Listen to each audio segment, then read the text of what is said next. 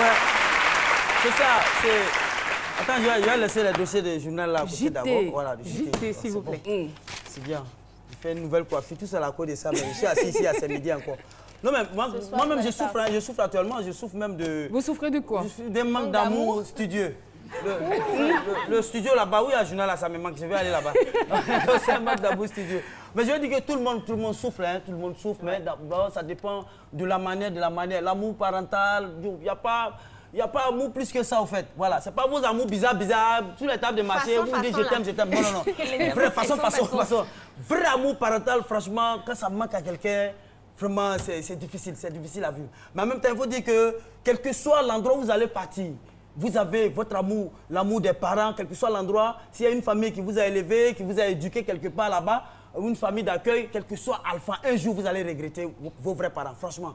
Souvent, on les voit avec les servantes ou bien d'autres trucs. Souvent, quand le monsieur dit non, Chrisuel, tu as fait tata, bon, elle est dans son coin là-bas. En fait, c'est les parents qui lui manquent. Mais je veux dire que il y a des gens qui exagèrent quand même. C'est vrai. Moi, je dis souffrir de l'amour, mais quand c'est trop exagéré, il y a des gens qui exagèrent. Il y a des familles, il faut éduquer les enfants de façon mixte.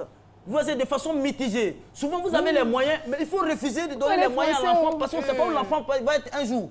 C'est ça. Souvent, vous avez l'argent, vous avez les moyens de vous occuper de l'enfant, mais priver l'enfant de certaines choses. S'occuper d'un enfant de façon mitigée, c'est quoi exactement? Non, ça veut dire que souvent, il faut le berner, lui donner les bonnes choses, mais souvent, il faut taper dur. C'est pourquoi il faut parfois amener les enfants à jeûner souvent.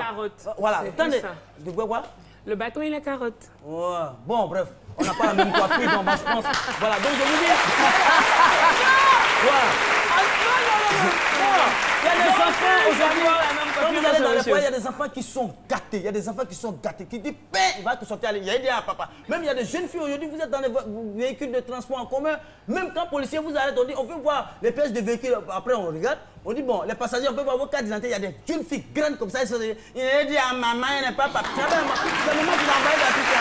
C'est le moment qu'il a envoyé dans le truc. Donc il faut. Voilà.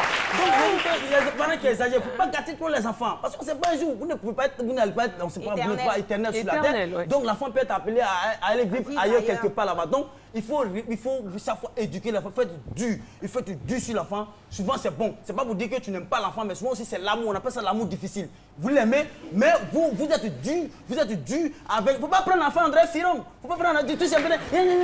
Non, il faut être dur. Il faut être dur parfois avec les enfants. C'est très très important. Et généralement quand vous allez, dans des foyers aujourd'hui, plus de 30 ans de mariage, les enfants gâtés, on les reconnaît.